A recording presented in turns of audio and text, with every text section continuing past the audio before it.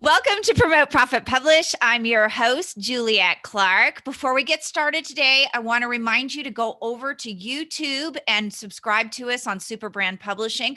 If you're listening at a podcast or you're reading this on a blog, you can see all the video over there. If you're someone who's more into video, you can get that podcast over there as well.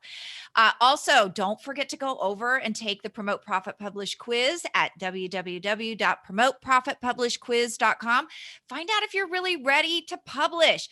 Publishing is not just writing a good book, it's also building an audience, publishing that book, and then having a solid plan for promotion. So today's guest is Judy Weintraub, and she is an accomplished entrepreneur, business executive, and attorney, and is a best-selling author of The Essentials of Negotiating Effectively, and also the author of How to Build a Successful Business Partnership. She's the founder of SkillBites, a book publishing platform designed specifically for entrepreneurs and professionals to get their books done quickly so they can gain credibility and visibility to grow their businesses. In addition to SkillBites, Judy runs Weintraub Legal Services, providing corporate law services to small businesses and dispute resolution services. Welcome, Judy. Thank you so much, Juliet. How are you doing today? I'm great. How are you? Wonderful, thanks. So for all you guys out there, you're probably thinking right now, like, Juliet, you run a publishing company. Why would you have Judy on? And the reason is even though she is in some ways a competitor, I want you to hear from my competitors over and over that you need to have a platform built. This is not just something I made up to sell publishing packages. It's something you really need. So Judy, why do you, when you talk to your clients, what do you tell them about the why in platform building? Well, most of my clients are looking to self-publish.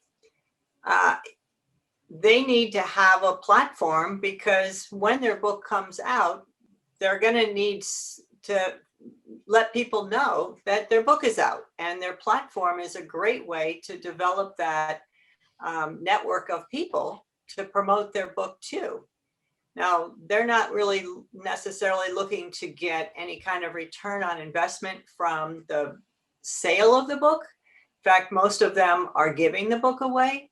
But if they want to increase their number of prospects and clients, generate leads, or have other business objectives, then they're going to need that platform so that they can use their book to help them achieve those objectives. Exactly. In fact, it's interesting you said that, because when I talk to my clients, I tell them right up front, you're not going to get ROI from this book in the form of the book, which you and I can talk about in a minute. Usually it is somewhat of a loss leader and you're using it for those higher ticket items. Would you agree with that? Definitely. Yes. Yeah. And that's what I tell my clients as well, that if they're looking for the passive income stream, well, it's probably not there. They might get a little bit, but they can get far more value from their book by giving it away than they can by selling it. Yeah, absolutely. So take note, you're not going to have the island next to Richard Branson's from book sales. Not really likely to happen on that. So how far out should people start building that platform? Well, ideally, they would actually start building it before they even start their book. Yeah. But at a minimum, at the early stages of writing their book. And the platform can be used not just for when the book comes out. It can actually be used pretty nicely while you're writing the book. You can raise questions like, which topic would be of more interest to you? Or which cover do you like better? Or tell me what your biggest challenges are so I can address them in my book. You're getting word out about your book, you're building engagement, and sometimes you get some really helpful information as well. Absolutely. I think one of the big downfalls in this entrepreneurial industry is people write the books for the wrong reasons. They go off to, these business rah-rahs, and they share with the guru in the room that their products and services aren't selling the way they'd like, and the answer's the book. And without that platform, the book is really sort of just another failed product. It can be. You can still have some benefits from a book, even if you don't have that platform. But your book will be a lot more effective for you if you do have a decent platform. Mhm. The advantage I think of building that platform is you have feedback in advance, so you're really writing the book that your audience needs. So I think that feedback is really helpful too as you're going along, because It you're on the can right be. track. Yeah, you're on the right track with, yeah, this is the book people are looking for. Yeah, it can be confusing also, though, when you get conflicting feedback from people. Oh, I don't know that I've ever had that happen. So, you help people with writing the book, which is something that I don't do. Why is it really important to have that book well written and put together in a meaningful way that will help people? Well, there's a number of answers for that, Juliet. The first is that most people of my clientele, anyway, are looking for the book to enhance their credibility. And if the book isn't well written, it can detract from your credibility. And I remember one book that a colleague of mine sent me and asked me if I would review it and give her a testimonial. I couldn't finish the book. I got less than 60 pages into her book, and I absolutely couldn't finish it because she had so many errors in the book. Mm. And I ultimately did give her a testimonial based on, the fact that there was a tip at the beginning that I thought was valuable, but I came away thinking less of her as a result of looking at her book. And that's not what you want. If your book is to build up your credibility and enhance your visibility and all these things, then it better be a good book. That's why it's so important to have your book edited. Yeah, no, that is so definitely, a great tip there. One of the things that I find is when we run bestseller campaigns, the books that we get that have engaged a writing coach are so much more successful than those who haven't. They're direct, they're on point, and they tend to be more well written because of the structure of them. And that's what you help people do, right? I do, yes. Book coaching. I also have ghostwriting services for people who realize that they're not the best person to write this book, whether it's because they're not a writer or because they're just really busy with other things. If writing's not their primary skill, have a professional write it, and it'll get done a lot faster and a better quality book. That is so true. And know your skill set. You guys, I've written, I think, 7 or 8 books. Mine are so heavily edited because I'm a good storyteller and not a good writer. So, I think that's really important to know your skill set, number one, and number two, to have the editor in place to look at it and tell you, does this need work? Does this need revisions? We just recently had an author who she didn't take any of the editor's comments, and first review right out of the gate was the critique of that particular piece that she didn't correct, that she didn't heed. So, yeah. Yeah, and also, is it really worth your time? You may be spending far more time working on your book than a ghostwriter would, and that could be time that you're spending building your business instead, which is your core competency. Exactly. Staying in your zone of genius and letting the others around you stay in theirs. You can actually, with a ghostwriter, you speak a lot of that book. And if you're an expert, it's super easy to jump on with a ghostwriter and talk about it, and then have the ghostwriter take that and actually write the copy and the text on it. Um, Exactly. That's kind of how my ghostwriters work. Is they create interview questions, record the interviews so that they can get the author's voice and tone in the book, and do it in stages. So they'll do the first chapter, get some feedback so that they know for the next chapter what the author really wants the tone and voice to be, and then proceed that way. Yeah, no, that's a great way to do that.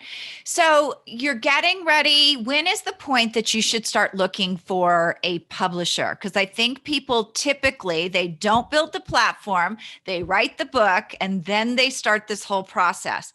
Um, when should you really start looking for that publisher?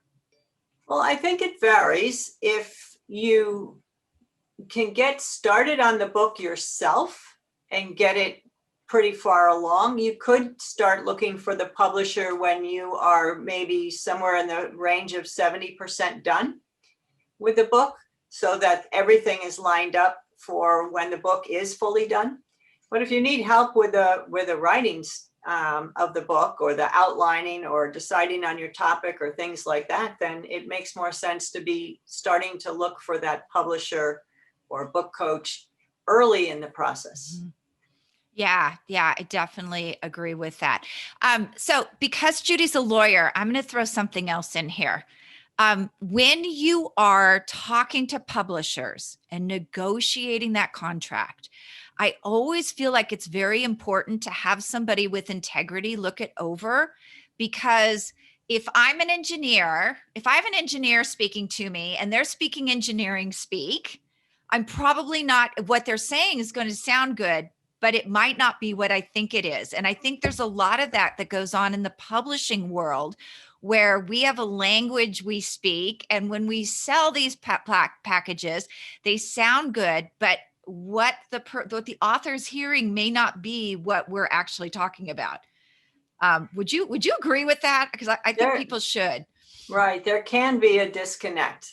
So there's certain things that authors should be cognizant of when contracting with a publisher. And then there's other things that publishers should be protecting themselves against.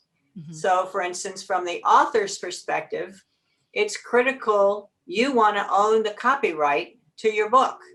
So, if your publisher has a clause in it that you're giving up the copyright, either you have to get enough money to make that worthwhile, or you have to negotiate that out of your contract or go find another publisher. From the publisher's standpoint, you want to make sure that there's nothing defamatory or libelous or improper in the book. They haven't plagiarized anybody else. So you need to have some protection in that respect. So there's different legal protections that both parties need to look at. And those are just one example for each of them, but there's a bunch of others as well. Yeah, no, there are. And I love that. We have a book coming out in March that I just had them put I am not a medical doctor, that whole clause in, because it's health and wellness. And, um, they're coming in from a different perspective. But I think the point is, and I'll give you guys some examples here, some stuff I've seen lately. Judy mentioned your copyright. Somebody brought me a contract. They wanted me to republish their book, and it said that they owned the copyright, but it limited them. They couldn't move their book from that particular publisher within 5 years. And it was self-publishing, and she signed the contract, and she did not acknowledge, she didn't understand that, she owned the copyright, but she couldn't move the book. Something else I've seen lately, where it's very cheap to publish, but you're committing yourself to giving the publisher, I think it was 30% of your online sales from your programs and services. And Wow. when that person brought me the contract, I said, how much did you make last year from your programs and services? And she said $240,000. So Wow. think about that for a minute when you're signing the contract. It was only $1,000 to publish, but she was committing to giving approximately $80,000 of her business profits, which is like, no one should pay that much for a book. Right. So I think it's really important. And I think Judy's going to back me up on this, that, you should have a professional look over that contract and tell you, yay, nay, absolutely not, rip this up, burn it, whatever with a contract. Well, it depends on the contract. I pride myself on having a fairly straightforward, plain English contract, because I want my authors to understand what I'm offering and what they're contracting for. But I've seen some really complicated ones out there. Yeah. And mine is very straightforward as well, because we don't keep any of the back end profits. So they can take what they have at any time. But I've seen some stuff lately that just kind of blows my mind that, thank God people read it themselves and said, does this sound right to you?